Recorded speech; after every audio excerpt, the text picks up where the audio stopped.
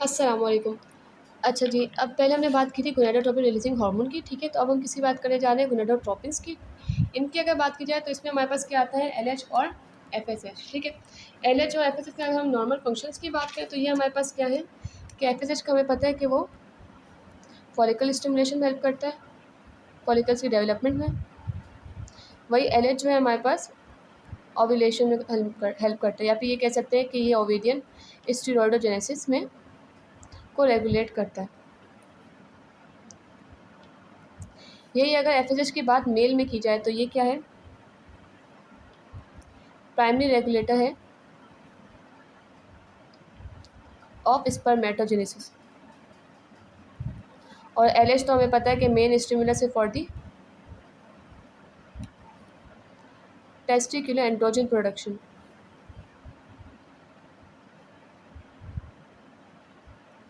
Right. अच्छा, अब हमारे पास है कि लाइक ये हम किस लिए यूज़ करते हैं, तो अगर कोई इनफर्टिलिटी है किसी में, यूजेस कह लो या फिर इंडिकेशन कह लो कि हम यूज़ करते हैं इन गोनाडोट्रोपिन्स को या फिर इनके एनालॉग्स को, ठीक है? तो उसमें हमारे पास क्या आ सकता है, इनफर्टिलिटी हो सकता है, एमेनोरिया आ सकता है, या फिर एनओव्यूलेटरी जो साइकिल्स आते हैं वीमेन में, उनमें हम इनको दे सकते हैं। या वो मेन जो कि इनफर्टाइल हो, ठीक है, वो किस वजह से, अब हाइपोगोनाडिज्म की वजह से, तो उनमें हम दे सकते हैं इनको, ठीक है? अच्छा, अब ओव्यूलेशन इंडक्शन करवाने के लिए अगर मेन की बात की जाए तो उसमें तो हम उनको दे सकते हैं कि भाई मंथ्स ऑफ एडमिनिस्ट्रेशन करवा देंगे हम एलएच और एफएसएच दोनों की, ठीक है? अगर ये मेन की बात की जाए, मेन में क्या होता है कि आप इजीली मंथ के लिए दे सकते हैं इसको, ठीक है? और वही अगर फीमेल की बात की जाए कि आप एनओव्यूलेटरी साइकिल में ओव्यूलेशन इंडक्शन करवाना चाहते हैं, सही, उसके लिए आपको क्या होगा कि आपको प्रोटोकॉल्स फॉलो करने पड़ेंगे। वैसे ही नहीं कि आप विमेंस में दे दें और वो खुद ही ठीक हो जाएगी, ओव्यूलेटरी साइकिल जो ओव्यूलेटरी बन जाएगी, ऐसा नहीं है। क्यों? क्योंकि विमेन में क्या होता है कि 2 कॉम्प्लिकेशन के हमें जो है डर होता है, 2 इसमें कॉम्प्लिकेशंस होती हैं, दैट इज़, एक तो ये मल्टीपल प्रेगनेंसीज़ हो सकती हैं, ये ज़ाहिर सी बात है, जब एफएसएच ज़्यादा होगा, इतने सारे फॉलिकल्स की डेवलपमेंट होगी, तो एलएच की वजह से इतने सारी ओव्यूलेशंस हो सकती हैं, ठीक है? इतने सारे बन सकते हैं। यही अगर बात की जाए दूसरी कॉम्प्लिकेशन की, तो दूसरी कॉम्प्लिकेशन हमारे पास क्या है, ओवेरियन हाइपरस्टिमुलेशन सिंड्रोम, ठीक है? ये हमारे पास क्या है, इसमें हमारे पास होती है ये ओवेरियन इनलार्जमेंट, एसाइटिस, हाइपोवॉलीमिया और ओकेजनली शॉक भी आ सकता है इसमें, ठीक है? ये एक सिंड्रोम है जो कि कंप्राइज होता है ovarian enlargement, ascites, hypovolemia and shock, ठीक है? तो इन 2 कॉम्प्लिकेशन से हमें क्या होता है कि हम जो अगर एनओव्यूलेटरी साइकिल में ओव्यूलेशन इंडक्शन करवाना चाहते हैं तो उसके लिए हमें प्रोटोकॉल्स फॉलो करने पड़ते हैं, ठीक है? तो अगर जितनी भी एनओव्यूलेटरी साइकिल अगर उनकी इंडक्शन करवानी है हमें ओव्यूलेशन की, तो उसके हमारे पास 3 बेसिक स्टेप थे।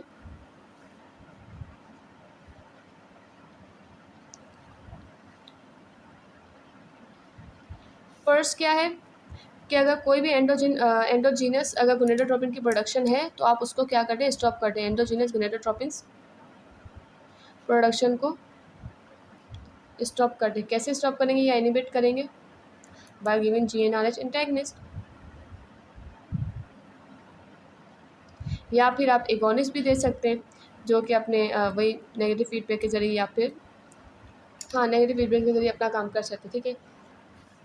अच्छा, या फिर रिसेप्टर डिसेंसिटाइजेशन भी आप कह सकते हैं। और वही अगर सेकंड स्टेप की बात की जाए, सबसे पहले तो आपने उसको इनहिबिट कर दिया, ठीक है ना? सेकंड स्टेप क्या होगा कि आप एफएसएच देंगे। एफएसएच से क्या होगा कि फॉलिकल्स की डेवलपमेंट होगी, ठीक है? एफएसएच के इंजेक्शन की बात की जाए तो इसमें हमारे पास आ जाता है मीनोट्रोपिन, इसको हमारे पढ़ते हैं सब कभी, एफएसएच, अकेला एफएसएच भी दे सकते हैं, या फिर एफएसएच का कोई और एनालॉग भी हम दे सकते हैं, ठीक है? ये अगर थर्ड स्टेप की अगर हम बात करें तो इसमें हमारे पास आता है, जैसे इसमें एफएसएच के इंजेक्शन थे, तो इसमें हम किसके इंजेक्शन देंगे, एलएच के इंजेक्शन देंगे, क्योंकि अब फॉलिकल डेवलप हो गया तो हमें क्या करवानी है, ओव्यूलेशन करवानी है, ठीक है? और उस साइड मैच्योर होता है, उसकी क्या होता है, ओव्यूलेशन हो जाए। तो ये 3 स्टेप है जो कि हम फॉलो करते हैं, ठीक है? अच्छा, और अगर इसके एनालॉग में बात की जाए तो इसमें हमारे पास एलएच के एनालॉग में एचसीजी आ सकता है, ठीक? अच्छा, अब अगर हम ड्रग्स पे हैं कि गोनाडोट्रोपिन्स हमारे पास कौन कौन से हैं, तो इसकी हम बात करें तो इसके एगोनिस्ट में हमारे पास आ सकते हैं जो एगोनिस्ट एक्शन करते हैं, ठीक है? इनमें हमारे पास है एल एच के एनालॉग्स की बात की जाए तो हमारे पास आता है लियोट्रोपिन या फिर HCG। सही। यही अगर FSH की बात की जाए तो FSH में हमारे पास है पॉलीट्रोपिन और कुछ होते हैं मिक्स। मिक्स में हमारे पास LH भी होगा और FSH भी होगा, राइट।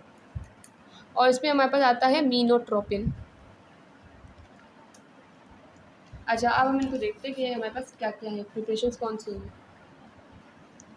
अच्छा, डिफरेंट प्रिपरेशंस में देखें हम तो हमारे पास सबसे पहले आता है मीनोट्रोपिन। मीनोट्रोपिन को आप मीनोट्रोपिन कहें या फिर HMG कहें। HMG क्या है? Human menopausal gonadotropin. ये हमारे पास कहाँ से ऑब्टेन होता है? Obtain from urine of post menopausal women, जिसमें क्या होता है बोथ FSH एंड LH दोनों होंगे, क्योंकि हमने कहा था ये मिक्स प्रिपरेशन है, राइट। अच्छा, एक और हमारे पास प्रिपरेशन आती है दैट इज यूरोफॉलीट्रोपिन। यूरोफॉलीट्रोपिन क्या है? F से हमें पास ज़्यादा हो रहा है कि ये क्या होगा? FSH होगा। फॉलीट्रोपिन है, यूरोफॉलीट्रोपिन कह लो। इसमें हमारे पास क्या है? FSH है ये, जो कि कहाँ से ऑब्टेन होगा? वही पोस्ट मेनोपॉजल वुमेन से। और इसमें क्या हमारे पास लिख होता है कि इसमें LH नहीं होता, ठीक है। यही अगर बात की जाए सिर्फ फॉलीट्रोपिन की, इसमें हमारे पास आता है अल्फा और बीटा। ये हमारे पास क्या ह्यूमन FSH है, ये are human FSH। Human FSH के प्रोडक्ट्स हैं, लेकिन ये कैसे बनते हैं? ह्यूमन FSH के प्रोडक्ट्स हैं, लेकिन ये कैसे बनेंगे हमारे पास? Bye rDNA technology. और ये अपनी डिफ़र करते हैं कंपोजिशन में। और किस चीज़ की कंपोजिशन में ये डिफरेंस होगा इनका? इनकी अमाइनो एसिड साइड चेन और कार्ब साइड चेन्स में।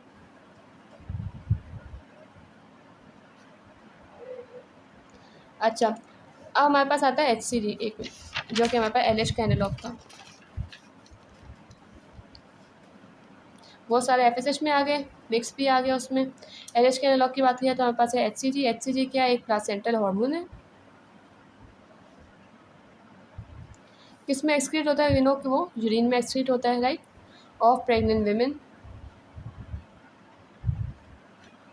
और ये सिमिलर है किसके? क्योंकि ये LH का एनालॉग है तो किसके सिमिलर होगा? Similar to LH।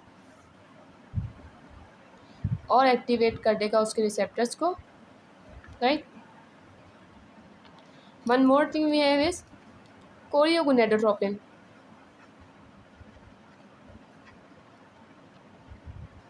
इसे भी हम किससे बनाते हैं? इसे हम बनाते हैं rDNA टेक्नोलॉजी। जैसे वहाँ पे फॉलीट्रोपिन बन रहा था, यहाँ पे इसका क्या है? कोरियोगोनेडोट्रोपिन बन रहा है rDNA टेक्नोलॉजी से।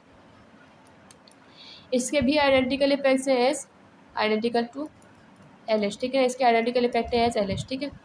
इन सबको हम कैसे देते हैं? इंट्रामस्कुलर या फिर subcutaneous.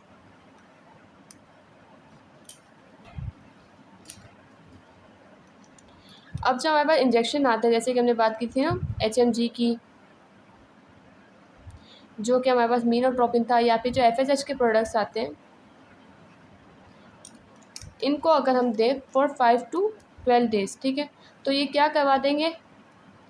Ovarian follicular maturation. Follicle के मैच्योरेशन ही करवाता है ना FSH, उसकी डेवलपमेंट करवाता है, उसकी ग्रोथ करवाता है। और फिर उसके साथ साथ अगर हम HCG दे देंगे, लाइक सब्सिक्वेंटली हम उसको HCG देंगे, या फिर जो कि LH का एनालॉग है, तो बेसिकली वो LH को मिमिक करेगा और वो क्या करवा देगा? ओव्यूलेशन करवा देगा।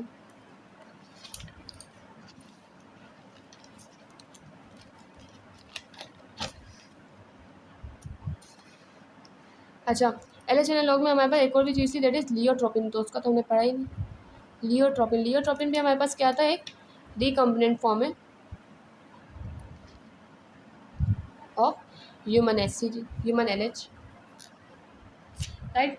अच्छा, इन सबको हमने दे लिया, इंडिकेशंस वगैरह पढ़ ली, और जो है हमने देख लिया कौन कौन सी प्रिपरेशन हमें कब कब देनी है, राइट।